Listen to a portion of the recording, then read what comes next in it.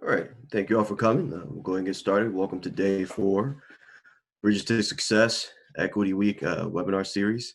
We're going to see a video from MOCAN. First of all, I'd like to thank and say thank you to MOCAN for their support with the Equity Summit. There's a continued support and also their continued partnership. We really appreciate that, and for all you're doing with the Department of Higher Education Workforce Development. We really appreciate your assistance and your help. With that, we'll go ahead and get started. A couple of housekeeping items. All attendees have been muted upon entry, so please do not unmute yourself. This presentation was pre-recorded, and the panelists will be available after the presentation is over to answer live questions at the end. Please use the chat feature to ask your questions, and also this webinar is being recorded and will be posted on our webpage. So with that, we'll begin the presentation. Thank you all for coming. Hello, my name is Angela Pritchett with Missouri Department of Higher Education and Workforce Development. Our equity project began a little over a year ago with a vision for addressing inequities and educational disparities for Missouri citizens. The department's desire is to build a careful process for addressing inequities and to show our commitment toward equitable outcomes for all Missourians, aligned with our vision to empower every Missourian with the skills and education needed for success. The Building Bridges series is an informative look at how Missouri's colleges and universities and community organizations are addressing equity. We hope that you learn from these shared experiences, and we thank you again for joining us. Thank you to the Missouri Department of Higher Education and Workforce Development for inviting the Missouri College Access Network to present to you today about Here for You and Here for Students. Our presenters for today are myself, Francine Pratt, and I'm the Executive Director for MOCAN, as we politely call it, and Keri Gilbert is our Senior Associate Director. At this point, Keri will talk to you about who, what, and why about MOCAN. Thank you, Keri. The idea of a college access network in Missouri is certainly not new. Zora Mulligan, the Commissioner of the Missouri Department of Higher Education and Workforce Development, and Melissa Finley, Executive Director of the Missouri Scholarship and Loan Foundation, coordinated meetings with around 20 college and career organizations across the state, from the private, public, and social sector, to really discuss the need for a Missouri College Access Network. MOCAN was also incredibly fortunate to bring in Colette Hadley from the National College Attainment Network to facilitate discussions on framework and design.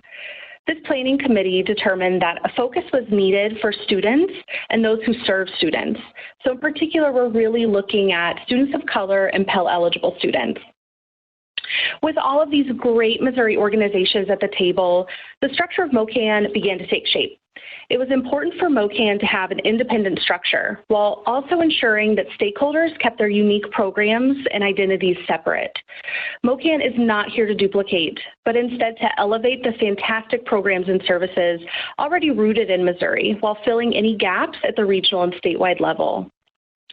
Those who work with students and are in the college access space understand the barriers and inequities faced by Missouri students, and we see who these students are. Looking at the equity report produced last year by the Department of Higher Education and Workforce Development, we see the disaggregated data and where the disparities lie. Missouri has so many great ideas and practices across the state that work towards equity in higher education. And there was a need for a central location to provide access to that information and create a place to connect resources and services. The Planning Committee was the catalyst to the creation of MOCAN, and the culmination of their discussions and input was the mission statement you see here. I'm now going to turn it back over to Francine to discuss MOCAN's beliefs and how we are living this mission through our work. Francine? The beliefs are what we do. We recognize that success in college and career, it actually begins kindergarten through 12th grade, but we also recognize that it can be achieved at any time, at any age.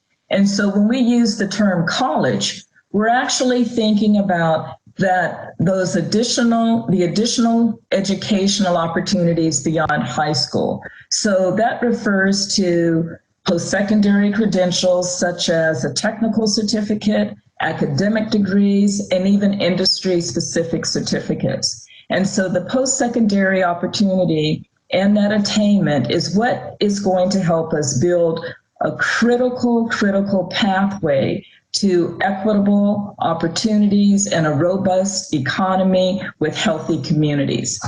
So understanding that, how we go about doing that is through our website as one of the avenues of being able to connect to the community. As Keri talked about with the private, social, and public sector, it's important that we're able to provide information and resources for students and their families, and then also those who serve the students. So our website address is present, and that's one way that you can find information. There's also different components of how we provide resources and services. As advocates, our MOCAN team has participated in over 150 different webinars and workshops across the state of Missouri. There's news feeds, there's national information. We bring all of that information together at one centralized location so that you can find that information and kind of follow what's MOCAN's trending when you may not have the time to read all of that information and research. As we continue to grow and find out the needs in the community, we'll have more specific areas that we advocate on. So for example, one area that we're working on right now has to do with internet access and affordability. And this is an area where we talk about coordination.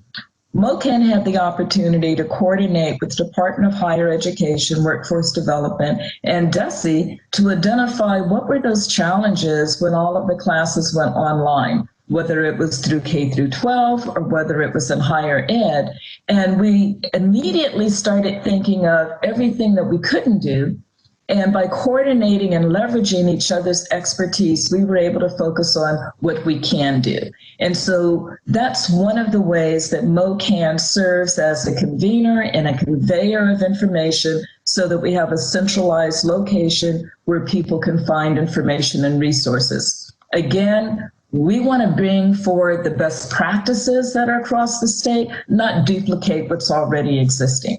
So when we provide resources and services, we're hoping it's new information or it's additional information or it's sharing of information from across the state so that we can learn best practices and learn other opportunities and challenges. That's why centralizing is so important.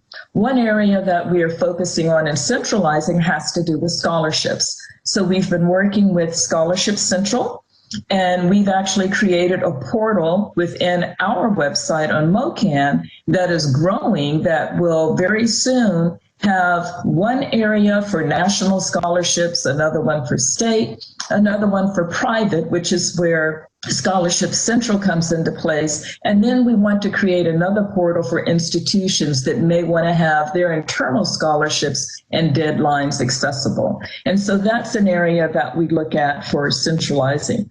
We also look at identifying and fostering relationships. We created and released just this month what's called the MOCAN Resource Guide. It is an online resource guide that actually has direct connections for private, public, and social sector that's easy for a counselor or a parent or a higher education institution individual to sit down and see where they can provide assistance and information for not only completing college, but also for workforce and for job training opportunities as well.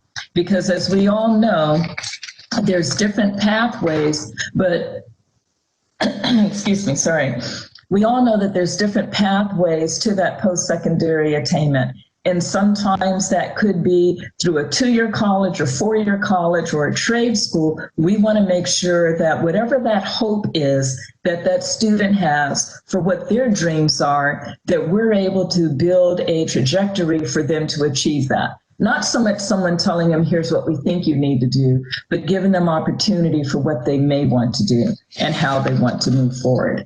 And so those are some of the ways that we are currently helping to provide resources and services. We're developing webinars that will be partnering with our different partners that are in that resource guide. That resource guide has hundreds and hundreds of all Missouri contacts. And so we want to build that central, single place that you can go to for information for all of your needs for those pathways to careers, those pathways to college. And so Keri's going to wrap us up with why MOCAN. So why take an interest in MOCAN? We're here to reduce barriers and inequities for students. We're here to provide support and resources to those who assist students and their families. We're here for you and we're here for students. MOCAN is working towards a more equitable future in higher education, and that will take all of us. Please see our contact information. We are currently scheduling meet and greets across the state, virtually for now, but hopefully in person soon. We would love to connect with you and learn more about your best practices and needs so that we can continue to help students achieve their goals. Thank you. All right. Well, thank you so much. Sorry for the technical difficulties. We're going to kick off the question and answer session. Don't see anything in the chat, but the equity team would like to ask a question of our presenters. MOCAN's resource guide is a much needed resource for students and those of us who work with students. Do you have any best practices from your partner organizations on how to use it to reach the most people who could benefit from it? Hi, this is Francine. I'll start off. One of the areas that we've been hearing has a great need for that type of a guide, access programs, especially high school counselors, because many times when they're sitting down with students or parents, they're trying to see what are all those resources there. And the way the guide is designed, it actually is designed by region and also by county. Also within our website, it gives you the opportunity to click on a particular county and city that's in the area. And so that's one of the great ways that the resource guide can be used.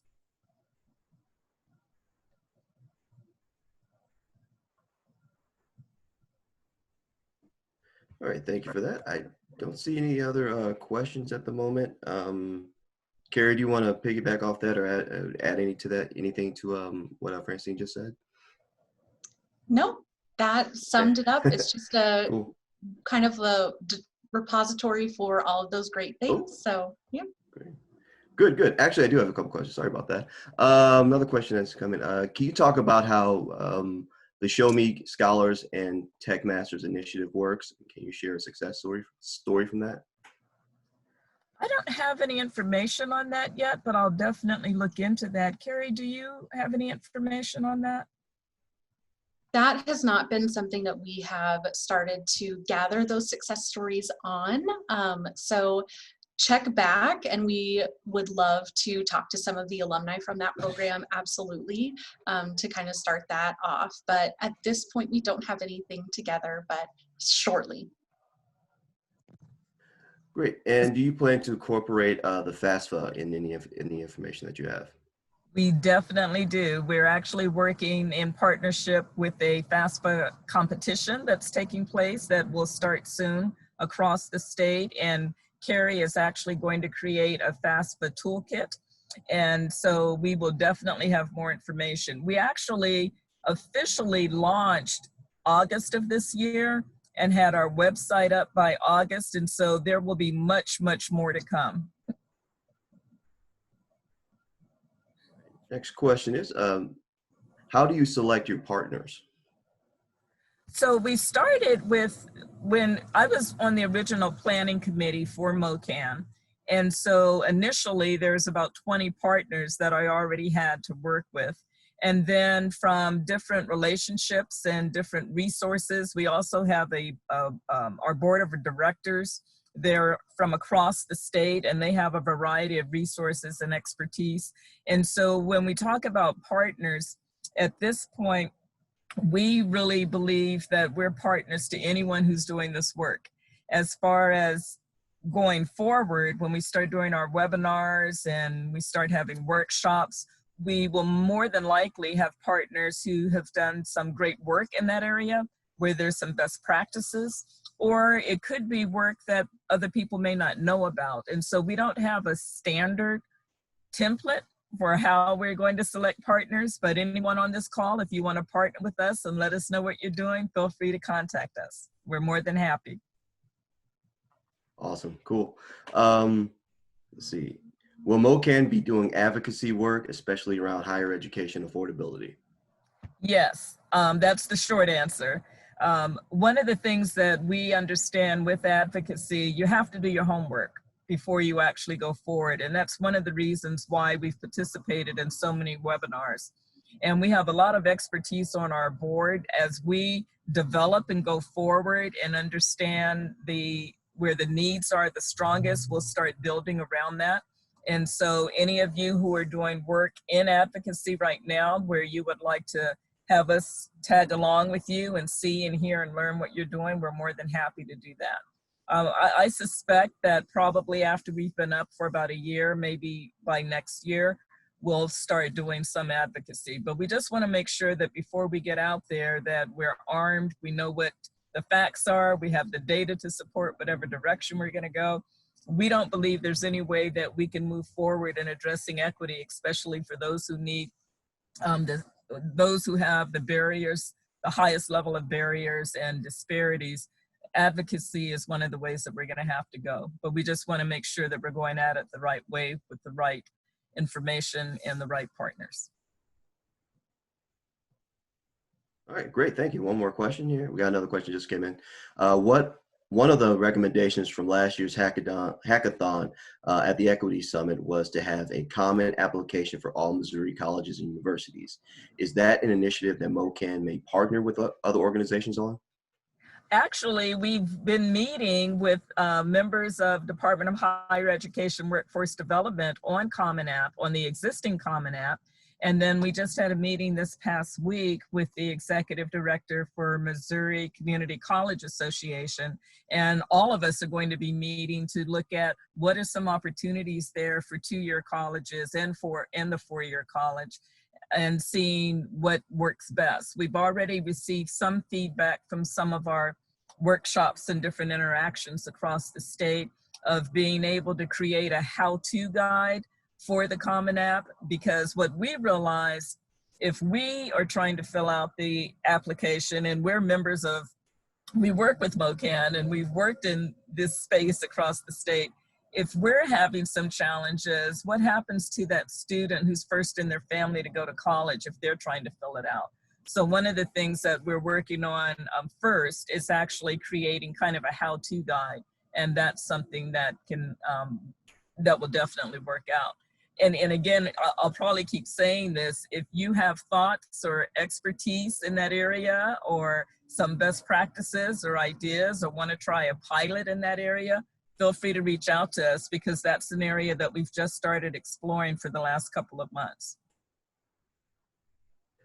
Just a really quick question on your virtual visits. How are they going? Have you received good responses from those, and what are the partners there saying about it? Actually, they've been going well. It was a hard struggle because in both cases, we really planned on being there face-to-face with physical distancing. They set up a room where we would be far apart. We were going to have the mask on. And I think it was about a week before we were going to go down to Kennett, the caseload started going up across the state. And so we really had to go with safe, trying to make sure that we're safe and we keep others safe as well. And so one of the things that we've created, and actually she's not on the phone, she's not on the Zoom meeting today, but Carla, who's our senior administrative assistant, she actually created a after meeting survey so that we could get feedback. And what we're finding, we believe that they're going well. We purposely wanted to start on the outskirts of Missouri, because a lot of times the smaller cities and counties or regions or areas, sometimes they feel left out, and sometimes their needs are so different from another area. And so, for example, when we were in Kennett, we learned about a program that they have with their employers in their college, where students are able to go to college while they're at work online during their lunch period. And so that something that other people may not know that they're doing. And so we're able to, when we have these meet and greets, we try to meet with someone from the media, if possible, higher ed, nonprofit, K through 12. And Keri, am I leaving anyone out? I know we try to identify all of those different parties to meet at one time so that we're listening more than we're sharing about what we're doing. We're letting them know what we're doing, but we're also listening and seeing what are those needs, what are those, what resources are there, and building those relationships, because we're new and we want to build those relationships so that people know that being a nonprofit and being a point of help and assistance for everyone, we want everyone to know that we're here and what we're about. Cool, great. Are you planning on addressing third parties related to the college process, such as College Sense or other loan, FAFSA, scholarship sites that use predatory practices? We have been contacted by all sorts of partners, for-profit as well as not-for-profit. And we're very careful in that space, especially being new. We want to make sure we learn what they're offering, and we want to make sure that we're clear on what our role is, and making sure that we are, and anyone that we partner with, are able to align with the direction that we want to go and what's best for our students. And when you look at students of color and low-income students, we don't want them getting into situations that's going to make their college or career pathway worse. So we have to be, we're appreciative. We have received a lot of support from third parties, but we just have to be careful going forward and making sure that we are doing what's right for our students. Not only our students and their families, but all of the entities that serve our students and our families. Whether it's an access program or a college or state agency, county, or what have you. We just have to make sure that we're doing what's best. I know that's not probably giving a specific, but as we grow and as we get there, I could probably provide more specifics, but we just want to make sure that whatever we're doing, it's focused on, it's mission focused. Yeah. Absolutely, totally makes sense. Wonderful. Thank you so much. I don't believe we have any other questions. I don't see any that's popped up in the chat. So with that, I guess we can end this in the webinar. Oh, cool, great. Thank you so much, Keri, and also everybody for joining us. Thank you so much, Francine and Keri, for joining us, for working with the department, and for the great work you're doing. We really appreciate it. And we hope you have a good afternoon, and thank you for joining us. We'll be back again tomorrow for the final day of the Equity Summit. And yes, thank you so much. Everyone have a good day. You're Take welcome. care. Be well. Thank you. Bye-bye. Sure. Bye.